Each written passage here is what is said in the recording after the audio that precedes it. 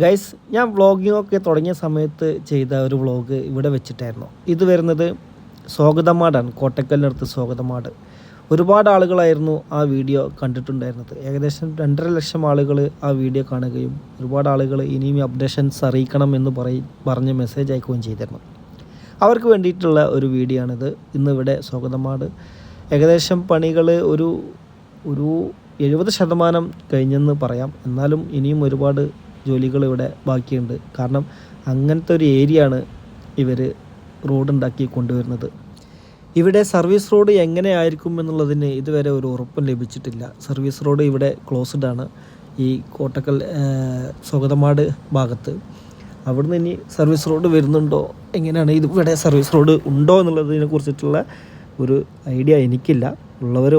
Idea ഉള്ളവരൊന്ന് comment ചെയ്യണമെന്ന് അഭ്യർത്ഥിക്കുന്നു. എന്തായാലും സ്വാഗതമാടിലുള്ള ഈ ഒരു